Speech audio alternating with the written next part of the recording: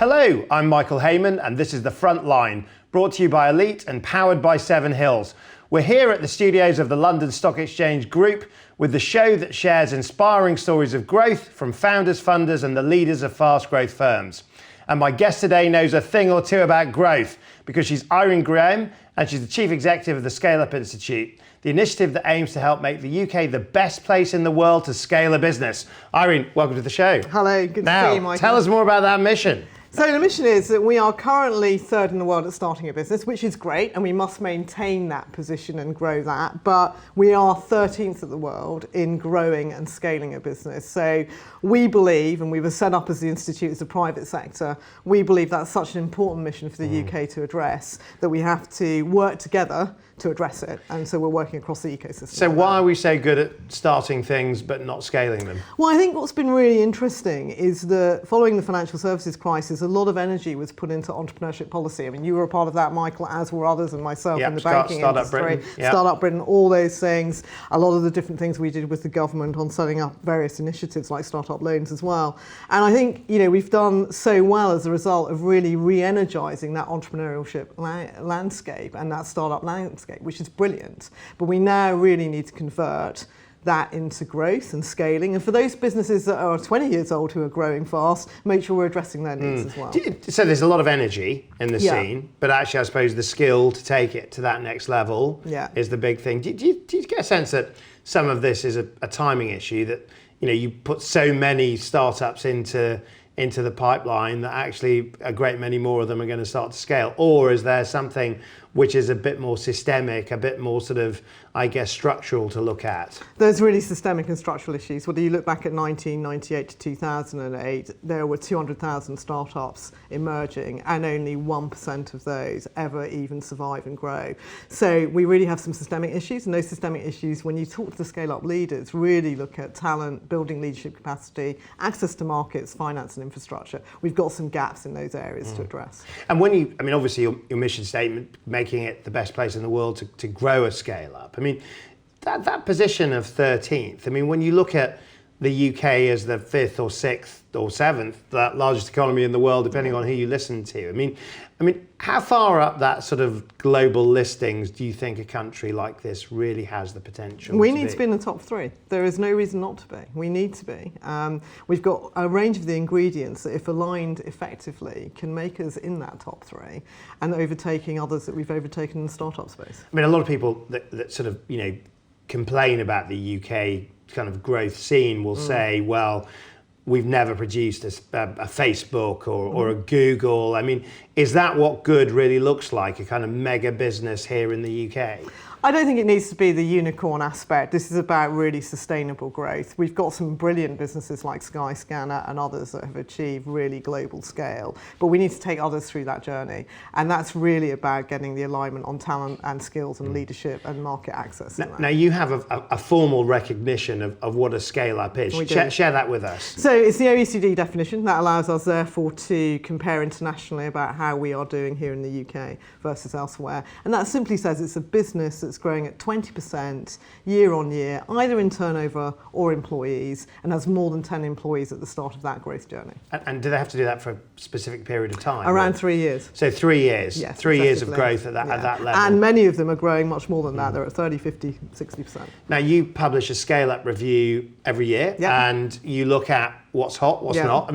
Give us a sense of where it's happening in terms of interesting hotspots for the UK economy and sectors, I guess. Well, firstly, maybe the important thing to say is, since we've established ourselves, we are seeing the number of scale-ups growing. So that's a good thing. So we're about 35,000 at the moment. Right. We have worked very closely at a local level because at the end of the day, scaling leaders want to see local action around their needs. So we've been working with Birmingham, with Liverpool, with Manchester, with Swindon and Wiltshire, Thames Valley, Scotland, Northern Ireland, all areas of the UK to look at what needs to happen at a very, very local area. And we're seeing some really great results in terms of how that's developing, whether it's... Is there a formula? Cambridge will often sort of be cited as the place that's created more billionaire entrepreneurs than any other part of the country, and a lot of people say, well, look at the science and technology background of the universities there.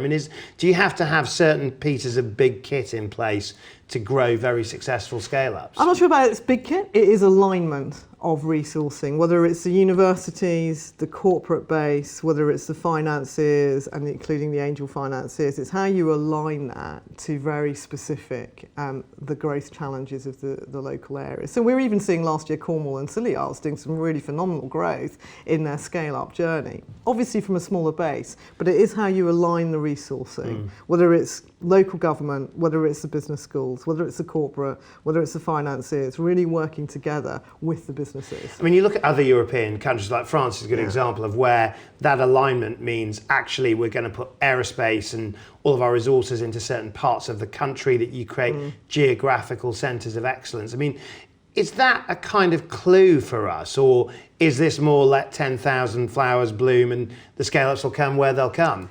I think what we find is scale-ups are across every geography and across all sectors, but there are unique elements to a given geography. So we tend in England to differentiate that geography by local enterprise partnerships, and then in Scotland, Northern Ireland by the regional side. And we have to get it working right in every locality, including the cities as well, and that alignment. So we're very much about how do you take what's there already, the ingredients, and bolster those and align them better. And does the data give us any sense of what the UK is exceptional at in terms of some of the core growth markets, growth sectors?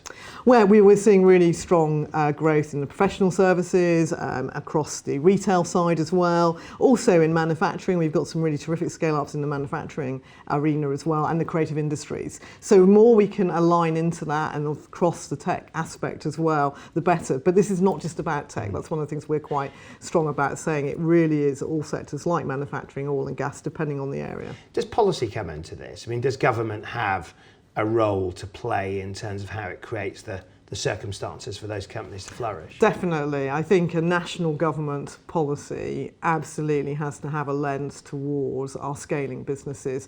Too often we can see reference to SMEs as if they're one homogenous group, and that's not the case. There's real differentiation, and we need to segment across the national policy agenda as well as in the corporate policy agenda. And do they need special treatment? I mean, is this about tax? And I mean, what are the things that would actually stimulate more of that kind of high performance entrepreneurship with that 35,000 companies? Well, a range of things. Firstly, putting them on the map. We don't know all of them. We can look at Companies House and identify around 11,000 of them, but there's more than that out there, and because some of them aren't yet hitting the reporting elements of Companies House. We have to put them on the map, know who they are, and then be leaning in, particularly around the talent and leadership agenda. If you're growing really fast, you need really good access to talent quickly and effectively. And talent seems to be a big issue for scale-ups in terms of access to it. I mean, and I guess this leads us on to the kind of actually how we do access that talent, and bigger sort of trade wins like Brexit and big levels of change on the horizon. I mean,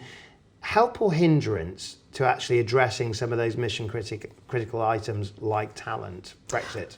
Well, a couple of things on that. I think the businesses that we surveyed during last year and the end of it, all of them would have said in the majority Brexit as a headwind was going to be a negative effect to their business. However, irrespective of that, they're still gung-ho to grow. So they expect to grow this year and succeeding years, and expect to move into more markets. So they're more innovative and more international than our wider SME population. So that shows you the energy, despite headwinds, that these businesses want to grow. And that's where we need to get them fast-tracked into visa arrangements, fast-tracked onto trade missions and international activity, and get the financing that's patient capital to them quickly as well. So do you feel that you'll have a scale-up review in 2019 in the year of like major change for the UK economy? Do you think that kind of, I guess, micro case-by-case optimism is going to create a bigger macro sense that the UK is still a great place to grow this kind of scale-up firm?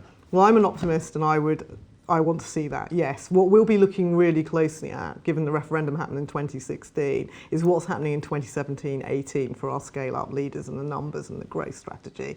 It's ever more important because we had these issues pre-Brexit. I mean, talent leadership, access to that for scaling leaders was pre-Brexit. So we have a fundamental systemic issue to solve in the UK. What we're going to be looking at is making sure that what's being put in place now, nationally and locally, is addressing those needs, and we're still seeing that growth happening. And I'm optimistic. 2019, I want to see more of these businesses coming. An optimistic end to the interview. Irene Graham, thank you very much for joining us here on the front line. And that's all we have time for this edition. Thank you to Irene and her take on the scale-up scene. Lots of promise and lots of potential is the message, but that also means getting the conditions right for our most promising firms to thrive. I'll see you next time for more stories from the front line.